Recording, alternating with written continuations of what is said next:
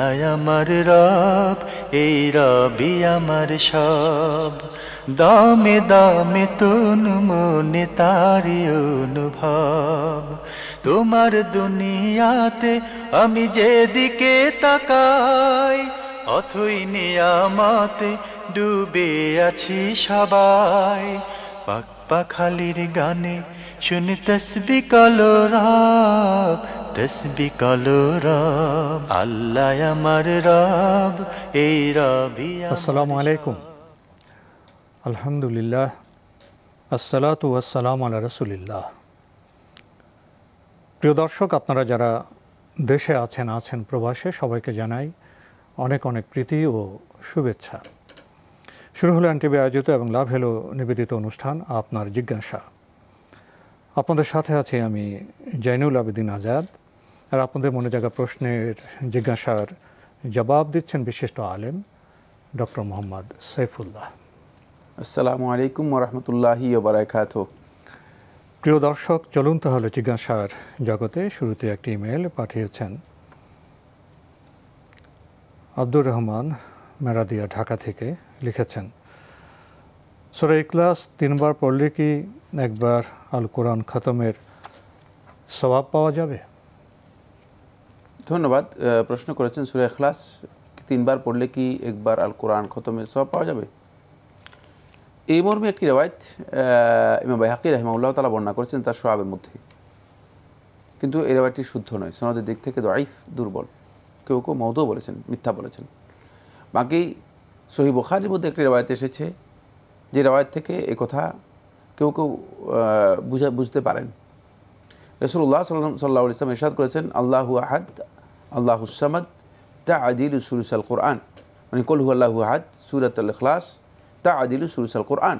এটা কোরআনের 1/3 সমান। তো কোরআনের 1/3 সমান বলতে আসলে কি বোঝানো হয়েছে? এটা কি জ্ঞানগত দিক থেকে? হ্যাঁ, এইটাই, এখানে অনেক ব্যাখ্যা, অনেক কথা আছে, শুধু সামান্য কথা নয়, বিশাল বক্তব্য রয়েছে। এর উপর অন্তপক্ষে 10 পৃষ্ঠার একটা বক্তব্য রয়েছে। তো এখানে এই যে কোন ধরনের কি বুঝিয়েছেন রাসূল সাল্লাল্লাহু আলাইহি ওয়াসাল্লাম, এটা কি কোরআনে কারীম তেলাওয়াত করলে 1/3 যদি কেউ তেলাওয়াত করে, 1/3 কেউ যদি তেলাওয়াত করে, সেটা সওয়াব পেয়ে যাবে? নাকি আসলে কোরআনে কারীমের মাদামিন যেগুলো আছে, টেক্সট বা কন্টেন্ট যেগুলো আছে, এর 1/3 সমান এটি বুঝিয়েছেন? নাকি আসলে রাসূলুল্লাহ সাল্লাল্লাহু আলাইহি ওয়াসাল্লাম 1/3 কথা এটা বুঝিয়েছেন এই জন্য যেহেতু আল্লাহ সুবহানাহু ওয়া তাআলা কোরআনে কারীমের মৌলিক যে বিষয়গুলো উল্লেখ করেছেন, সেই মৌলিক বিষয়গুলোর মধ্যে তাওহীদের বিষয়টি কোরআনে কারীমের 1/3, এই জন্য রাসূলুল্লাহ সাল্লাল্লাহু আলাইহি ওয়াসাল্লাম এই কথা বলেছেন। সেখানে অনেক বক্তব্য রয়েছে। মোদ্দা কথা যেটা, সেটা হচ্ছে এই আলেমদের মধ্যে একদল উলামায়ে কেরাম এই কথা বলেছেন যে 1/3 কোরআনে কারীম তেলাওয়াত করলে যে ফজিলত রয়েছে সেই ফজিলত পাওয়া যাবে। কিন্তু এই ফজিলত জীবনে কোনোদিন যোগ হয় না। ফজিলতের যে ব্যাপারে যে নস এসেছে, খুব ভালো করে বুঝতে হবে, আমাদের আলেমদেরকেও বুঝতে হবে। এটি সাধারণ পাবলিকদের জন্য বলছি না, এটা আলেমদের জন্য বলছি। আমাদের আলেমদেরকে বুঝতে হবে যে ফজিলতের বিষয় এমন নয় যে এটা ক্যালকুলেটেড বিষয়, যে ক্যালকুলেট করে আমি বলে দেব। ফজিলতের বিষয় ঠিক যেটা যেভাবে এসেছে সেটাকে সেভাবেই বুঝতে হবে, সেভাবে রেখে দিতে হবে। কারণ রাসূলুল্লাহ সাল্লাল্লাহু আলাইহি ওয়াসাল্লাম এটা মুকাইয়াবাত, আল্লাহর পক্ষ থেকে অদৃশ্য জ্ঞান থেকে এই কথাগুলো বলেছেন। আল্লাহ রাব্বুল আলামিন কেন 1/3 সওয়াব দিবেন? পারলে তো পুরা কোরআনের সওয়াব দিতেন, কিন্তু 1/3 কেন সওয়াব দিবেন? এটা আল্লাহ সুবহানাহু ওয়া তাআলা ছাড়া আর কেউ জানেন না। সুতরাং যদি 1/3 কোরআনে কারীম তেলাওয়াতের সওয়াব হয়ে থাকে সূরাতুল ইখলাসে, তাহলে শুধুমাত্র 1/3 সওয়াব পাবেন আপনি। কিন্তু 1/3 যোগ 1/3 যোগ 1/3 অঙ্কের বিষয় না, গাণিতিকভাবে সমান সমান ফুল পুরা কোরআনের খতম। এই যে গাণিতিক বিষয়, এই গাণিতিক বিষয়টুকু একটা ভুল ধারণা, ভুল কনসেপ্ট। সুতরাং এটা খুব ভালো করে বুঝার চেষ্টা করতে হবে। কিন্তু এই মর্মে যে হাদিসটি রয়েছে, আমি বলেছি হাদিসটি সনদের দিক থেকে আলেমদের মধ্যে বেশিরভাগ আলেম দাঈফ জিদ্দান, অত্যন্ত দুর্বল বলেছেন, কেউ কেউ মওদুও বলেছেন। বিষয়টি উপলব্ধির, কিন্তু অঙ্ক কষার বিষয়, অঙ্কের বিষয় রয়েছে। এই ছোট্ট প্রশ্নে আমরা উপলব্ধি করলাম অনেক গূঢ় তাৎপর্য রয়েছে এবং সব কিছু, ইসলামের সব কিছু অঙ্কের সমীকরণে সাব্যস্ত করা যায় না। এই বিষয়টা আমরা আজকে উপলব্ধি করলাম। প্রিয় দর্শক ভাই আব্দুর রহমান, আপনি আরও লিখেছেন, কী কী গুণ থাকলে সিদ্দিকিন হওয়া যায়? ধন্যবাদ আব্দুর রহমান। আপনি বলেছেন সিদ্দিকিনের জন্য গুণ হচ্ছে একটি, সেটা হচ্ছে আসিদকু, সত্যবাদিতা যদি থাকে তাহলেই সে সিদ্দিকিন হবে। সত্যবাদিতার স্তর হচ্ছে তিনটি, সত্যবাদিতার স্তর হচ্ছে তিনটি। আসিদক মানে আসিদকু মাল নাস, মানুষের সাথে সত্যবাদী হওয়া, এটা সহজ। একটু জামা কাপড় পরিপাটি রাখলেই মানুষ মনে করে লোকটা মনে হয় ভালো, মানে মানুষের কাছে বাহ্যিক, যেহেতু মানুষ তো আর ভিতরে কোনো কিছু দেখে না, দেখে মনে হয় যে সত্যবাদী। এটা হচ্ছে আসিদকু মাল গাইর অথবা মা'আন নাস, মানুষের সাথে সত্যবাদী। মানুষের বিভিন্ন পর্যায়ে আছে, কিন্তু সমস্ত মানুষের সাথে আপনাকে সত্যবাদী হতে হবে। মানে আপনি যা বলছেন তা করতে হবে, যা করছেন তা বলতে হবে, এবং এর মধ্যে মিথ্যা সামান্যতম কোনো অংশ থাকবে না।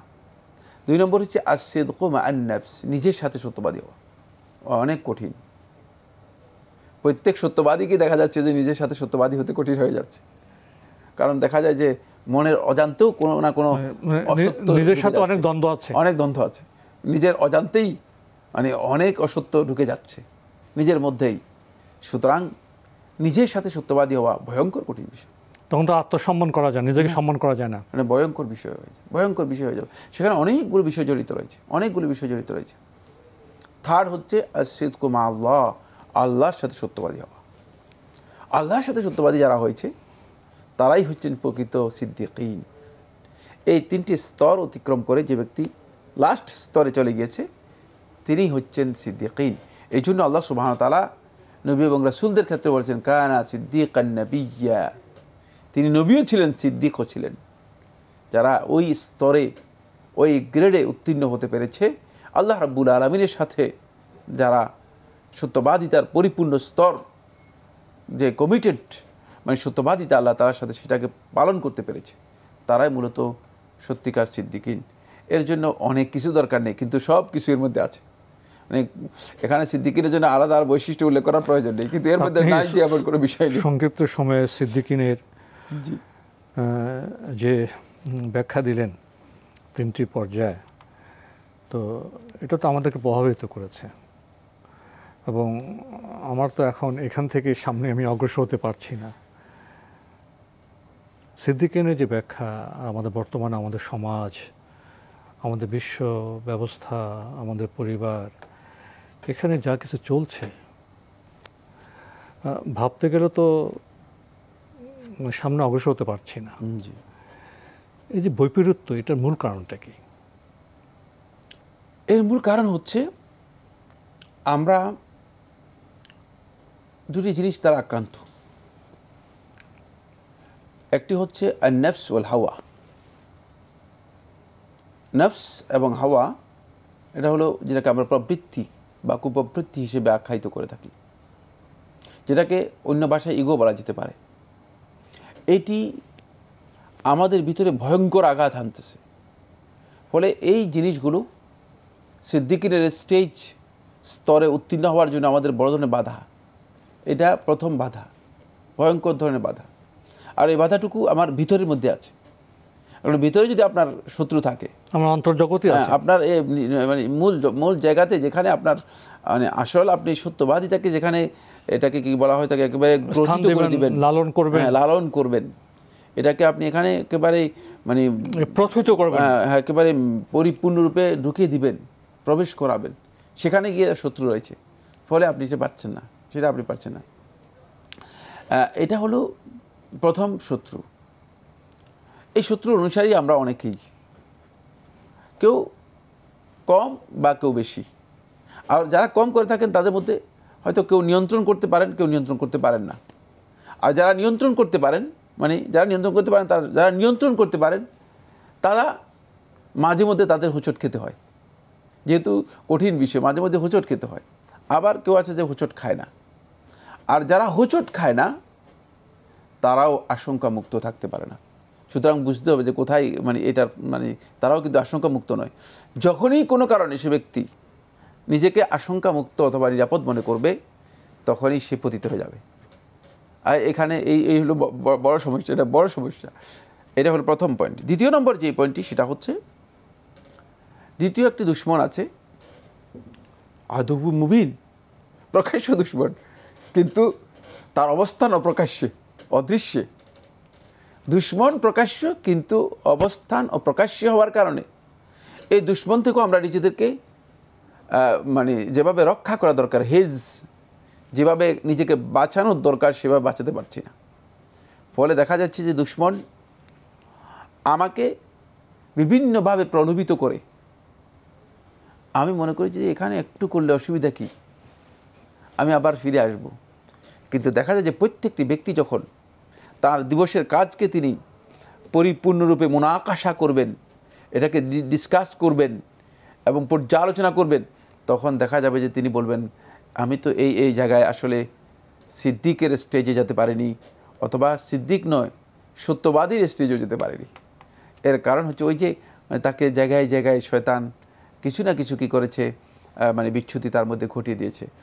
এই বিষয়গুলো অবশ্যই কোনো ব্যক্তি যখন পরিপূর্ণরূপে নিজেকে নিয়ন্ত্রণ করে আল্লাহর বিধানের কাছে পরিপূর্ণ আত্মসমর্পণ করবে, তখন দেখা যাবে যে তিনি যেখানেই হোঁচট খাবেন সেখানেই ফিরে যাবেন, যেখানেই হোঁচট খাবেন সেখানেই ফিরে যাবেন। তখন আল্লাহ সুবহানাহু ওয়া তাআলা তাকে সিদ্দিকীর স্টেজে উত্তীর্ণ হওয়ার জন্য তৌফিক দেবেন। জি, সিদ্দিকিন প্রসঙ্গে কথা শুনছিলাম। যারা আল্লাহর বান্দা তারাই তো প্রকৃত মানুষ, এবং প্রকৃত মানুষই তো সিদ্দিকিন হবেন। এখন মানব জাতিকে সিদ্দিকিনের পথে নিয়ে যাওয়ার দায়িত্ব তো মুসলিম উম্মার উপরে বর্তায়। এ বিষয়ে কি আপনি শেষ দু একটি বাক্য বলবেন? ধন্যবাদ। আসল কথা হচ্ছে, আমরা তো সিদ্দিকিনের পদ্ধতি এবং সিদ্দিকিন কীভাবে স্টেজে আমরা যাব এ বিষয়ে আলোচনা করেছি। এটি কিন্তু এমন বিষয় নয় যে একজন লোক খুব সহজেই অর্জন করতে পারবে। এটা এমন একটি বিষয় যেহেতু এটি চেতনার সাথে সম্পৃক্ত, ঈমান ও আকীদার সাথে সম্পৃক্ত এবং আমলের সাথে সম্পৃক্ত বিষয়। সুতরাং এটা শুধুমাত্র দাবি অথবা মানে চটকদার কথা অথবা বক্তব্য বিবৃতির মাধ্যমে পূরণ করা যায় না। এটাকে করতে হলে একজন ব্যক্তি প্রথমেই নিজের ঈমান আকীদাকে পরিপূর্ণ পরিশুদ্ধ করতে হবে। আল্লাহ রাব্বুল আলামিনের সাথে নিজের সম্পর্ককে আরও বৃদ্ধি করতে হবে। আল্লাহ তাআলার সাথে সম্পর্ক যত বাড়বে তত তার এই পথে অগ্রসর হওয়ার কাজটি দ্রুত হবে। এরপরে রাস্তায় যে আলায়েকগুলো আছে, যে বহির সম্পর্কগুলো আছে, এগুলোকে আলায়েক বলা হয় থাকে। যে বহির সম্পর্কগুলো আছে, এই বহির সম্পর্কগুলোকে সবগুলো আল্লাহর সম্পর্কের সাথে যুক্ত করে দিতে হবে।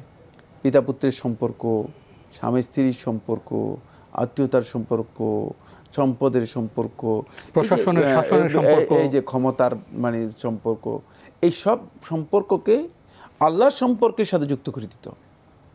সেখানে শুধুমাত্র আল্লাহ রাব্বুল আলামিনের রযামন্দিকে যখন অগ্রাধিকার দেওয়া হবে, তখন দেখা যাবে যে প্রত্যেক জায়গা থেকেই, প্রত্যেকটা সম্পর্ক থেকেই এমন বিষয়কে কাট হয়ে যাচ্ছে যেটা আল্লাহর সম্পর্কের সাথে যুক্ত নয়, আর সেগুলো চলে যাচ্ছে, সেগুলো দূরে সরে যাচ্ছে, নেতিবাচক বিষয়গুলো সব সরে যাচ্ছে, দূরীভূত হচ্ছে, দূরীভূত হয়ে যাবে। কারণ সেগুলো আর আপনার কাছে আসবে না, যেহেতু আপনি এটাকে আল্লাহর সম্পর্কের সাথে যুক্ত করে দিয়েছেন। তাহলে এই জন্য যিনি এই গ্রেডে যেতে চান, তিনি অবশ্যই তার সম্পর্কটা আল্লাহ রাব্বুল আলামিনের সাথে এই সম্পর্ক বৃদ্ধি করতে হবে, অনেক বেশি বৃদ্ধি করতে হবে। এর পরের স্টেজটি হচ্ছে সেটা হলো যে আমাদের যেই অন্তরের কিছু রোগ আছে। অন্তরের রোগ বলতে মানে একেবারেই অন্তরের রোগগুলো খুবই সুনির্দিষ্ট, যে রোগগুলো আসলে আমাদেরকে এই স্টেজে উত্তীর্ণ হতে বাধা দিয়ে রাখছে। আমাকে মিথ্যা বলতে শিখায়, আমাকে বিদ্বেষ শিখায়, আমাকে হিংসা শিখায়, আমাকে অন্যের প্রতি খারাপ ধারণা করতে শিখায়, অন্যের সম্পর্কে কুমন্তব্য করতে শিখায়। এই যে এই রোগগুলো যেগুলো অন্তরের ভিতরে ঢুকে আছে, মানে এই অন্তরের এই রোগগুলো আপনি যতক্ষণ পর্যন্ত অন্তরকে সেগুলো থেকে মুক্ত করতে না পারবেন, ততক্ষণ পর্যন্ত আপনি এগুলোর সাথে লেগে আছেন। এখন আপনি আল্লাহ রাব্বুল আলামিনের সাথে সম্পর্ক করতেও আপনার সমস্যা হবে, আর আপনার অন্তরটাও পরিষ্কার করতে পারবেন না, তাহলে আপনি ইমানে উত্তীর্ণ হতে পারবেন না। এই জন্য এই সমস্ত রোগ থেকে নিজেকে পরিপূর্ণ মুক্ত করার জন্য চেষ্টা করতে হবে। এই রোগগুলো মুক্ত হওয়ার অনেক পদ্ধতি রয়েছে। ইসলাম এর জন্য মৌলিক পদ্ধতি দিয়েছে দুটি। একটি হচ্ছে আল্লাহ রাব্বুল আলামিনের ফরজ ইবাদতগুলো এই রোগগুলো থেকে মানুষদেরকে মুক্ত করে। দ্বিতীয় নম্বর হচ্ছে আল্লাহ তাআলার সন্তুষ্টির জন্য দুনিয়ার সম্পদকে ব্যয় করা। এটি অন্তরের রোগগুলোকে দূরীভূত করে, কিছু ত্যাগের দিকে যেতে হবে এখানে। এই জন্য এর সাথে কুল ইন্না সলাতি ওয়া নুসুকি ওয়া মাহইয়ায়া ওয়া মামাতি লিল্লাহি রাব্বিল আলামিন। দেখেছেন এখানেই এই কথা সব আছে। সলাতি আমার ইবাদতগুলো, ওয়া নুসুকি আমার যে ত্যাগ কোরবানি আছে সেগুলো, ওয়া মাহইয়ায়া হায়াতের যতগুলো কাজ আছে, জীবন পরিক্রমার যতগুলো কাজ আমি করছি সবগুলো, ওয়া মামাতি এবং আমার মৃত্যু, মানে আমি যে দিকে ধাবিত হচ্ছি এই আমার মৃত্যুর উদ্দেশ্যে যা হচ্ছে, এই সব কিছু লিল্লাহ, এটা আল্লাহর জন্য করব। এটা তখনই সম্ভব হবে যখন ওই ব্যক্তি নিজের অন্তরকে পরিপূর্ণরূপে আল্লাহ রাব্বুল আলামিনের জন্য পরিচ্ছন্ন করতে পারবে এবং এই অন্তরে যে রোগ ব্যাধি আছে এগুলো থেকে নিজেকে রক্ষা করতে পারবে। আমরা যদি এগুলো করতে পারি তাহলে আমরা দেখতে পাবো যে ইনশাআল্লাহ তাআলা আল্লাহ তাআলার সাহায্য আমাদের জন্য শামিল হাল হবে, অর্থাৎ আল্লাহ তাআলার সাহায্য এসে যাবে। আল্লাহ সুবহানাহু ওয়া তাআলা বান্দাদেরকে চান যে বান্দাদের একটু গ্রেড উত্তীর্ণ হোক, সাহায্য আসবে, শান্তি আসবে, বরকত আসবে। তখন সেই ব্যক্তি নিজে উপলব্ধি করতে পারবেন যে নিজের মধ্যে মানসিক প্রশান্তি উপলব্ধি করতে পারবেন। নিজের অন্তরকে তিনি মানে অনেক দায়, অনেক ভার, অনেক বোঝা মুক্ত নিজের অন্তরকে উপলব্ধি করতে পারবেন, যেটা আসলে মানে সময় সাপেক্ষ বিষয়, শুধুমাত্র বক্তব্যের মাধ্যমে নয়। এটা অনেকটা নিজেকে নিয়মিত এর জন্য প্রচেষ্টা প্রয়াস চালিয়ে যেতে হবে। ভাই আব্দুর রহমান, আপনি আরও লিখেছেন বিশ্বকাপ ফুটবল দেখা কি জায়েজ, যেহেতু এখানে অনেক হারাম বিষয় জড়িত? প্রথম কথা হচ্ছে বিশ্বকাপ ফুটবল বা ফুটবল খেলা একটি বিষয়, আরটি হচ্ছে ফুটবল খেলার সাথে যে আনুষাঙ্গিক অনেক কিছু যুক্ত হয়ে যায় সেগুলো। ইসলামী শরীয়তের ভিত্তি অনুযায়ী খেলা হারাম নয়, মানে ফুটবল খেলার কথা বলছি, সমস্ত খেলার কথা বলছি না। এই খেলাটুকু হারাম নয়, যতক্ষণ পর্যন্ত এখানে কতগুলো বিষয় আছে সেগুলো যুক্ত না হবে ততক্ষণ পর্যন্ত এটা হারাম হবে না। সেকেন্ড যে পয়েন্টটি আমি বলেছি সেটা হলো এখানে প্রচুর সময় বিনষ্ট করা হচ্ছে, সময়ের অপচয় হচ্ছে। মানে দেখা গিয়েছে যে মানে এর সাথে যারা জড়িত আছে তারা পাগলের মতো সময় নষ্ট করতেছে, যেটি মূল্যবান বিষয়, মানে মূল্যবান বিষয়। মানে আনুষাঙ্গিক বিষয়ের মধ্যে আরেকটি বিষয় রয়েছে সেটা হলো এই, দেখা যাচ্ছে যে মানে এখানে এই আয়োজন কেন্দ্রিক গোটা পৃথিবীতে ব্যাপকভাবে মানে যুবকদের মাঝে এত বেশি মানে উদ্দীপনা এবং আগ্রহ তৈরি হয়েছে, যেটি যুবকদেরকে অনেক দায়িত্ব থেকে, অনেক কাজ থেকে এক ধরনের উন্মাদনা বলা যেতে পারে, মানে একেবারেই আলাদা করে নিয়ে যাচ্ছে। ফলে অনেক আবেগে ফলে এটাকে এক কথাই বললে আমি যেটা আগেও বলেছি, মানে সেটা হলো এই যে ওই যে বলটা আছে না, ভিতরে বাতাস আর কিচ্ছু নেই, ভিতরে কিন্তু অনেক কিছু নেই, বাতাস। তো মানে বাতাসের পেছনে এই যে ব্যাপক মানে সময় নষ্ট করা, ব্যাপক ক্ষতিগ্রস্ত হওয়া, এটি ইসলামী শরিয়া অনুযায়ী উচিত নয়। সেক্ষেত্রে ইমানদার ব্যক্তিগণ এর পেছনে এভাবে সময় দেবেন না, কারণ সময়ের মূল্য অনেক বেশি। ইন্নাল ইনসানা লাফি খুসর ইল্লাল্লাযিনা আমানু ওয়া আমিলুস সালিহাত। আল্লাহ তাআলা সময়ের কসম করে বলেছেন যে সময় যদি কারো নষ্ট হয় তাহলে তার সব কিছু নষ্ট হয়। এখানে ভেবে দেখার মতো বিষয় আছে। সুতরাং এখানে অত্যন্ত গুরুত্বপূর্ণ বিষয় রয়েছে। ইমানদার ব্যক্তিগণ সেক্ষেত্রে যথেষ্ট সতর্কতা অবলম্বন করতে হবে। তাই এই ধরনের খেলা বৈধ হলেও এর আনুষাঙ্গিক কারণগুলো,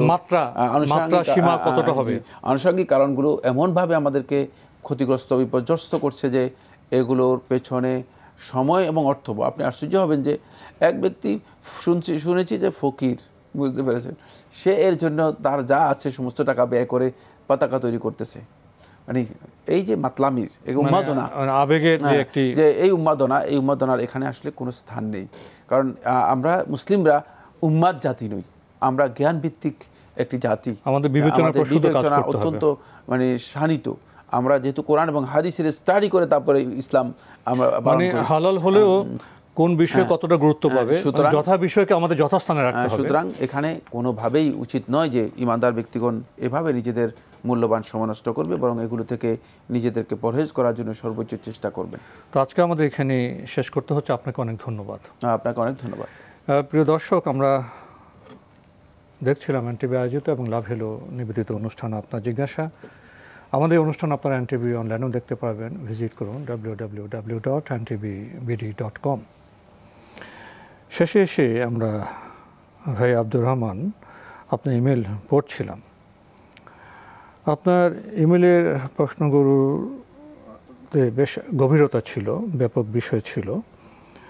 আমরা সূরা ইখলাস দিয়ে শুরু করেছিলাম, সিদ্দিককে নিয়ে অনেক কথা বলেছি এবং শেষে বিশ্বকাপ ফুটবল নিয়ে আমরা কথা বলেছি। এসব বিষয়ে আমরা ইসলামের যে স্বচ্ছ ধারণা, যে দার্শনিক ভাবনা, যে মানবোচিত আচরণ, সঙ্গত আচরণ প্রয়োজন, সেসব বিষয়ে সংক্ষেপে আমরা কথা বলার চেষ্টা করেছি। আশা করি আমরা বোঝার চেষ্টা করব এবং নিজেদেরকে প্রকৃত যে পথ আছে, সঠিক পথ আছে এবং যথা বিষয়কে আমরা যথাস্থানে রাখার চেষ্টা করব, যেন আমরা সীমা লঙ্ঘনের দিকে আবেগের কারণে হোক, উন্মাদনের কারণে হোক, কোনোভাবেই আমরা সীমা লঙ্ঘনের দিকে না যাই। চিঠি লিখুন, প্রশ্ন পাঠান আমাদের ঠিকানায়। পরিচালক আপনার জিজ্ঞাসা, এনটিভি, বিএসসিসি ভবন, ৭ম তলা, ১০২ কাজী নজরুল ইসলাম অ্যাভিনিউ, কারওয়ান বাজার, ঢাকা ১২১৫। ইমেল অ্যাড্রেস আপনার জিজ্ঞাসা @ntvbd.com। প্রিয় দর্শক, মহান আল্লাহ আমাদের সবাইকে নিরাপদে রাখুন, রাখুন শান্তিতে। আসসালামু আলাইকুম। আল্লাহ আমার রব, এই রবি আমার সব, দামে দামে তুন মনে তারি অনুভব। আল্লাহ আমার রব, এই রবি আমার সব।